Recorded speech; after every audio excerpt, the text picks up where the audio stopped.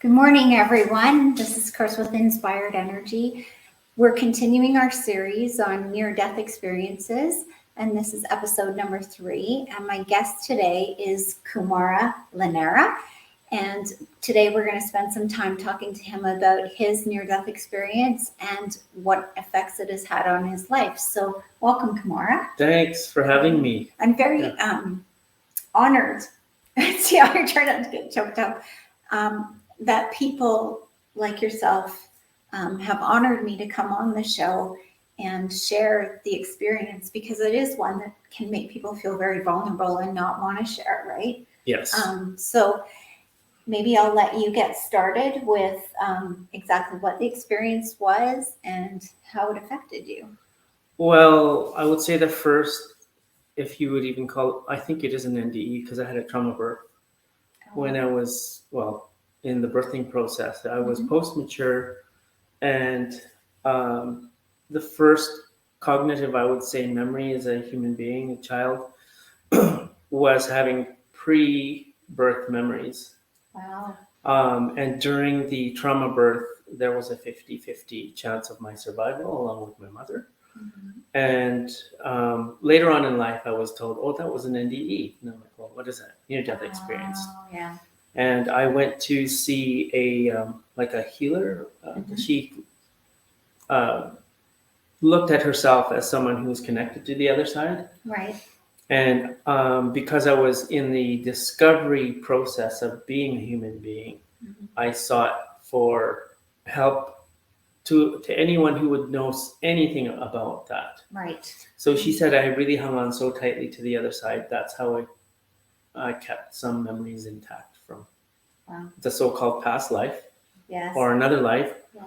And what was actually quite profound was I actually described my birth to my mother when I was able to talk. Oh my goodness, how incredible is that, right? That's not something that happens every day. Not very common indeed. Yeah. And because the description of the hospital I was born in, including all the emergency exits, it actually shocked the heck out of my mother. Well, it probably scared her a little bit. It really scared her. Right? And she told me that it was probably the work of a devil that was working through me. And I'm like, well, what's a devil? And so I was being trained to look at good, bad, or evil, and, evil and benevolent, and those belief systems. The belief systems were being ingrained. My mom was raised as a Catholic. She was also raised in a German convent, actually. So it's very, very indoctrinated. Right. Luckily, my mom didn't require for me to go to church every Sunday. Maybe it's because I did keep questioning throughout my younger years. Because you knew from that birth experience. Yeah, and it used to freak the heck out of her because I would ask these questions. Right. Like, where were you? If I'm 3 years old now, where was I 4 years? She's like, you weren't around. I said, I was, but you weren't. So that she didn't have answers for that, right? No, she just says that's probably demonic forces telling me to say that. Well, I think that's the sad part is people, when they don't understand something, they label it as bad or demonic, or they just don't understand it. They have no explanation for it. So It's got to be not good, right? Correct. Yeah. Yeah. And so that must have been a little bit on your part lenient to share with other people. Well, I kept reserved. I became reserved because at first I felt that they were just honest questions.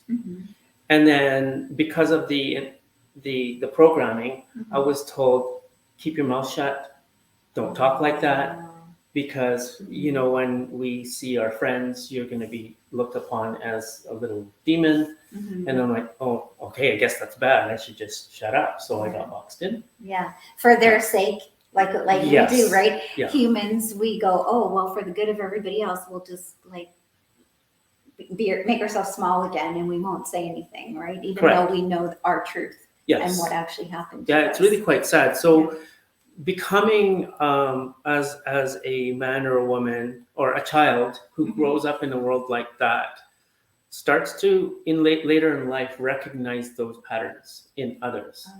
So that's why I didn't have an inkling as to why I would be approached as a teenager, and even older people would ask questions of me, and I thought, why are they asking me questions? They know better. They're older. Right. They should know better. Yeah. They have But more they wisdom. noticed that I was unbridled when it came to my behavior. So And they knew you were speaking truth. yeah. Yeah. And they saw the trepidation in the way I was speaking truth. So they kind of understood it too. So it's a really kind of almost like a meeting of a higher mind Right. that was in a world that shouldn't talk or shouldn't talk about certain things. Right. And then we get entrained to not talk about difficult things. Right. Yeah. That just carries on extra, right? Yeah. Exactly. So you said that was your first experience. So then you've had more than one. I had 3 in total. Okay. The other one was a few months after my mom passed away. Back in 2011, I had a motorcycle accident. Okay. Yeah. Do you want to tell us a little bit about that? Well, I was going a little too fast. I was with riding friends. I was new to riding. I was, fearless, like I usually am. So you don't really look upon the hazards on the road as, oh, that's not dangerous, just a little pebble or it's just a little bump. Well, that probably came from your first death experience too, because you tend to lose fear when you go through a near-death That's true, experience, because at that point, psychologically, and I grieved my mom's loss, right? We were close.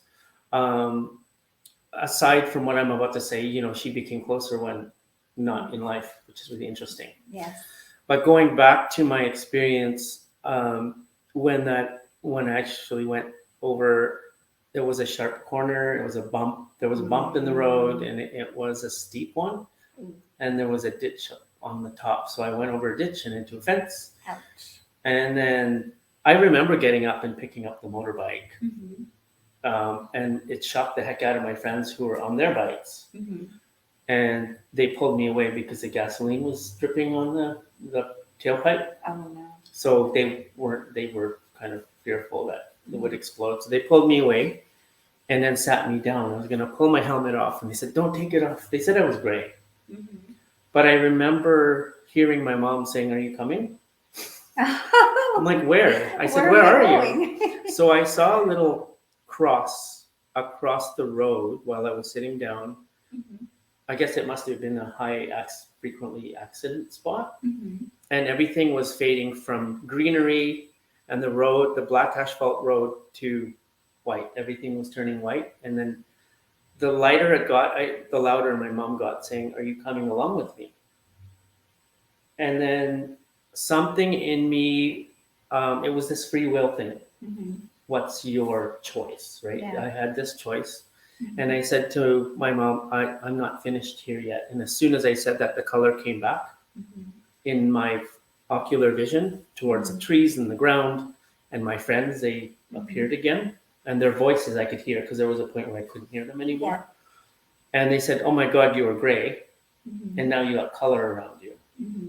And about you, your face has color. So you made a conscious decision to come back. Because you knew that you weren't done yet. Right. Where do you think that knowing that you weren't done yet came from?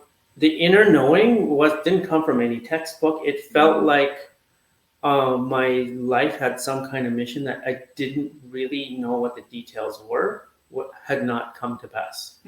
And I needed to go through some stuff first before I would go on transition. That's wisdom. Yeah, you had ancient wisdom. So I guess so, because I didn't know what that was. I'm like, well, what is this, right? So it's a knowing and just trusting in the knowing, and not placing as, oh, I'm here, this is horrible, or if I go, it's horrible. There was really no judgment.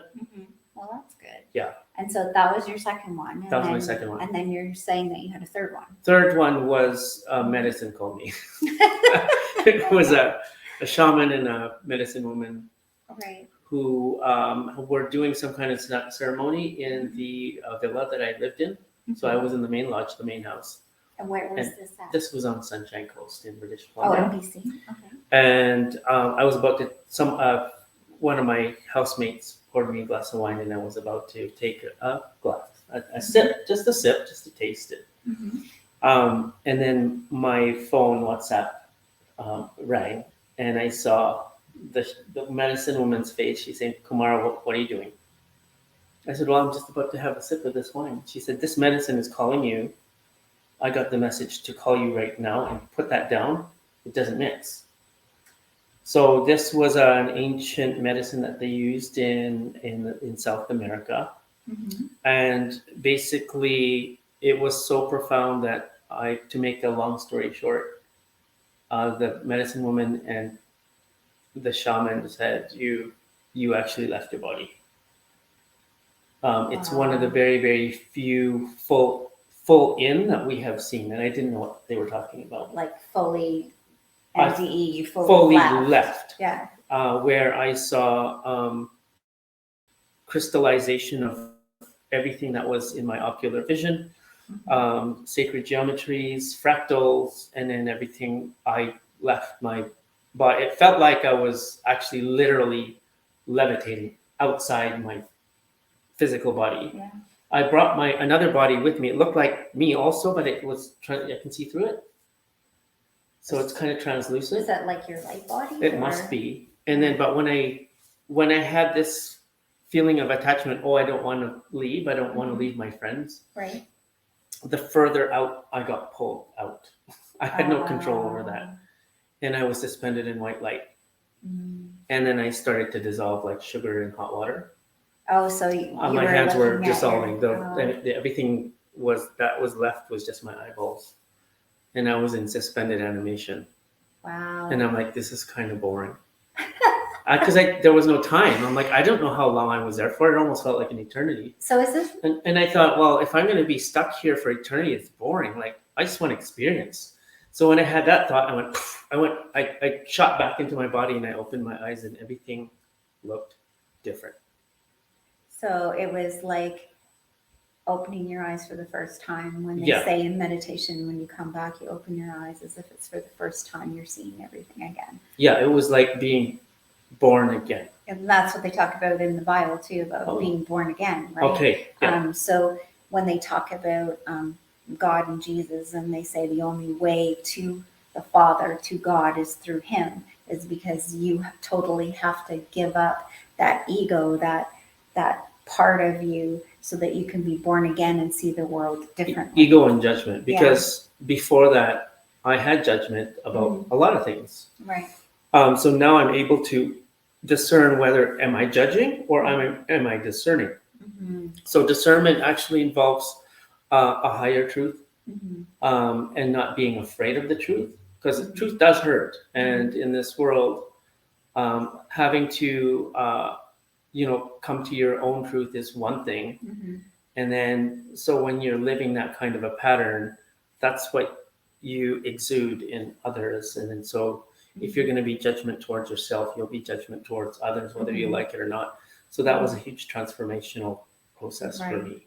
Yeah, I think understanding too, when we're judging someone else, we're actually judging ourselves. Yes. Right. And you can't see, you can't see in another what doesn't exist within you, because you can't recognize it. Right. Yes. So I'm finding this whole exploration very interesting for myself too. And then watching and hearing you go through it, that's like an amazing gift that you were given. Like, not that NDEs are wonderful, but I mean, it is a gift in a way, right? Well, yeah, again, it's the change in our perception, right? So, and from my experience, how I view the world is it has gone through a lot of misguided perception through religion and through fashion and through pop culture.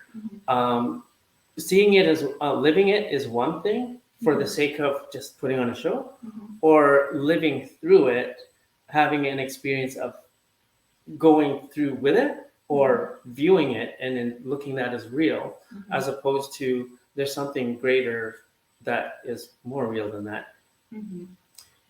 Incidentally, it's all in the unseen, right? So there's this expression saying thoughts become things. Well, it's true.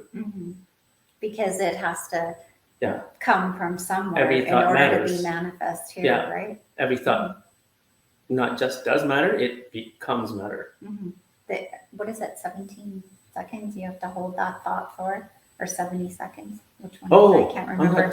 But one of those anyways, when you continually hold that in your consciousness, right, it then can become made matter or made manifest, right? So for lots of us, though, it's hard to hold a thought for that long. People are like all over the place, right? So it's interesting.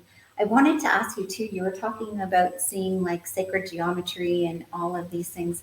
And when I had talked to Daphne in my last interview, she explained to me like she saw like all of this code like in the Matrix. So it was like coming down, and she actually felt all the programming coming out of her. Like she was being reprogrammed, and all of those belief systems and things were coming out of her. So that she lost the fear, and she, didn't have those judgments and things. Yeah, it's from how I would say identify with that. Her experience from what you describe is leaving behind the linear life into a circular life, meaning like time is, the time that, a lot of, some people know this, some not, and it's okay either way. But a linear pattern is something that's very left-brained, very logical. Circular is, it's a feedback loop, like a toroid. That's why the ancients, they actually honored life as well as honored death. They knew it was a circle. That's right. And in, I would say, I don't even know how much years, probably a few thousand years, where linear thinking and feeling is, oh, someone's dying, that's horrible. Well, it's not horrible. It's what we place upon it is either horrible or not. Right. So the art of living is the same as the art of dying. So if we look at our bodies from a scientific point of view, we probably have a few million cells that die every moment, and then a few million being rebirthed. I think it's every 7 years, every cell in your body is replaced. Like you're a new person every 7 years. Yeah, well, the skin cell doesn't take 7 years. That even just takes a day. Yeah, but I'm just saying. Oh, the entire body. For everything. Yeah, the like femur, I think, takes a few months. Yeah, there's certain particular parts of our bodies that regenerate faster. And there's than organs that take quite a while. Right? Liver takes quite a while, from what I understand. Yeah, so it's really interesting how things have a particular cycle and their own timeline in the particular density.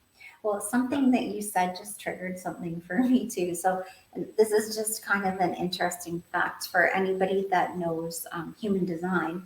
I remember speaking with Hartwell, and he describes how when we came here, we were all right-brained. And what that means is that we were meant to just flow, right? Like the information was to come in and go out and just be processed, no judgment, like nothing. And then we became all left brain, so very logical and linear and all of that. And now he's saying we're actually evolving back to being all right brained. That makes sense with everything that's going on in the world today. People their backs are up against the wall. Suicide rates are really high. Depression is really high. And that, and it's not a blame. Actually, in contrary to the blame, it's like they're experiencing that because of, it's not them, it's because of what was programmed in our, I would say not only lifespan, but in our collective life cycle. So the collective life cycle could take maybe hundreds or thousands of years. Exactly. So thank you for sharing your experiences today. But if you had to say anything to anybody out there, because I truly believe that there are still people out there who've had these experiences that are very apprehensive about sharing them and about letting people in so that they can help them and support them, that's what I'm all about here, is making sure that people have a safe space. So is there something that you could share with them about opening up and sharing information? Yes, everything starts from within. So if you are going through self-judgment, if you're unaware of it, that might be something to look at. And then once you recognize it, is not to blame yourself. And then what's really interesting is the ones who go through that journey, they don't really have to look too far. It's there's a saying also, when the student is ready, the teacher appears. Right. Exactly. And that's that's how I view clarity actually in the community here is when someone is ready, they show up, and they don't have to have a big production or a fanfare about it. They just show up, and all of a sudden someone else walks in who hasn't been here before, or someone who's been working here. They kind of coalesce without having anyone directing it. But it seems like there's some kind of force that's directing something. That's my experience here. And it's not just one spot in the world, but there's many.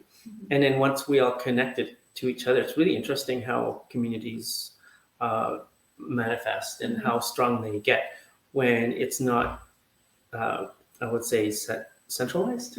Yeah, so basically there's a decentralized type of a force that is in a place. Like I feel decentralized forces here where you can, without having to think that, oh yeah, I can trust this, or can I trust it? It doesn't even come into the head. Right. And if it does, someone who's going through that automatically gets support. I see it here. And it's quite wonderful. Thank you. Thank you. So maybe the other thing is Kumara has kind of joined us here at Clarity and is a valuable resource. He has a company called Force Field. And we've actually purchased some of the Omni cards. So we have those available here. And Kumar can talk a little bit about that as well.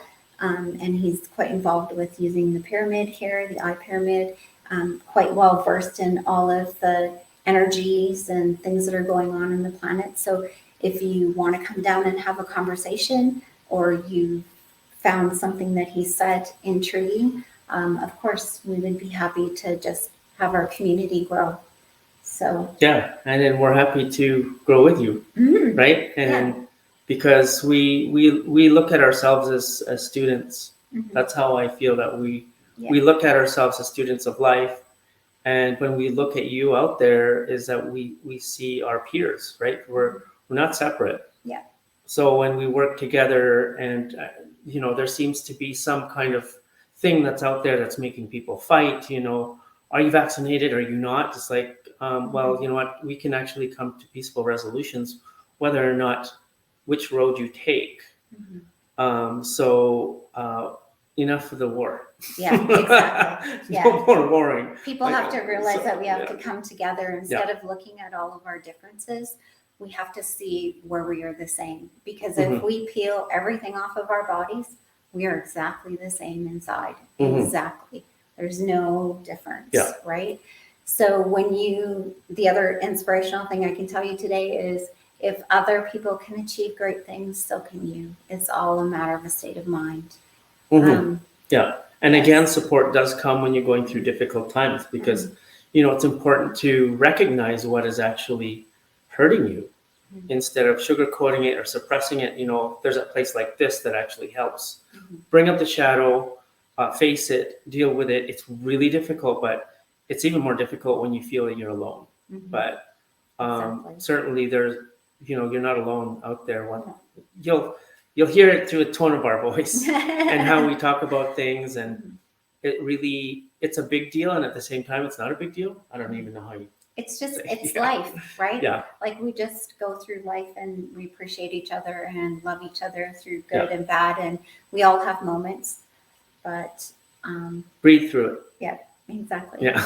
So with that, I'm going to thank you again for being here. And it's been wonderful having you. And thank you so much for sharing. And I just want to say, join me next Tuesday again at 9 a.m. and we'll have another guest talking about their near-death experience. And take care of yourself, and God bless.